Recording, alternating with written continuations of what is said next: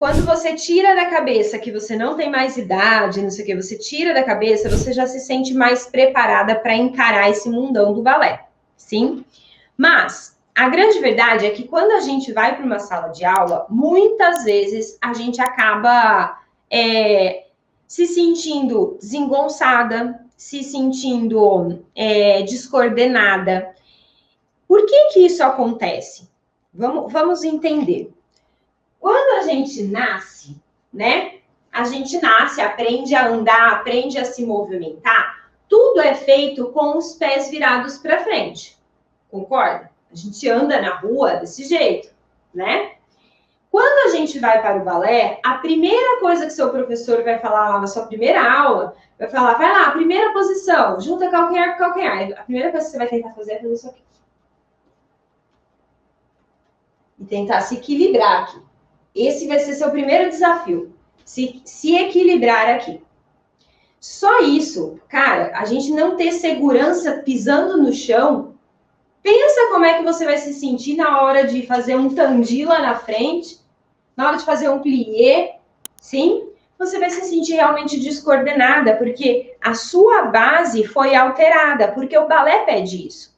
Com a repetição, isso melhora. Só que, aproximadamente, pela minha experiência e da Tia Ju, a cada 10 mulheres que chegam, a cada 10 que chegam no balcão de uma escola presencial, sabe quantas realmente vão na aula experimental que ela agendou? Então, ó, vamos supor que chegue 10 aqui no balcão da escola, quero agendar uma aula. As 10 agendam, sim? No dia da aula, chuta aí, quantas aparecem?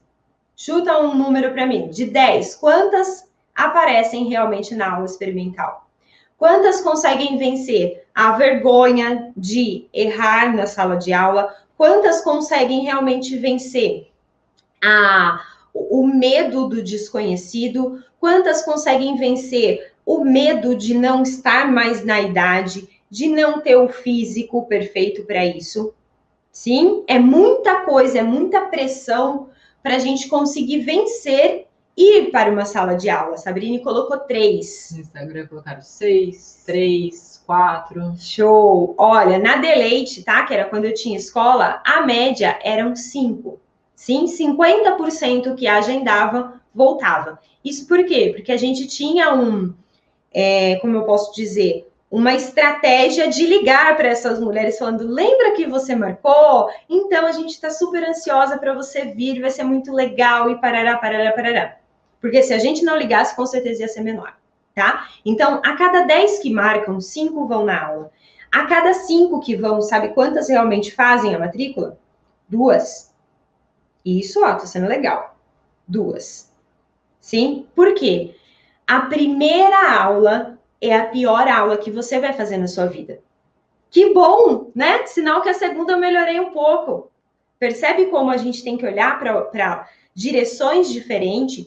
E quando a gente começa a fazer balé, a gente normalmente não tem essa visão de olhar para direções diferentes. É tanto mito, tanta carga, que a gente só olha para o lado negativo da coisa, tá? E aí, tem uma coisa que acontece muito na aula presencial, principalmente balé adulto, né? Por exemplo, quando a criança está lá fazendo balé, a gente vai lá e monta exercício para a criança, por exemplo, de frente para barra. E põe casinho fechadinho para a criança, né? E vai lá, leva a pontinha, fecha. Bate a pontinha, fecha. Sim, eu não posso ficar dando isso para balé adulto. Sim, por que eu não posso? Porque isso é chato. Balé adulto quer dançar, então eu preciso dar coisas para o balé adulto que ela se veja, ela se sinta bailarina. E não necessariamente é a mesma coisa que as crianças.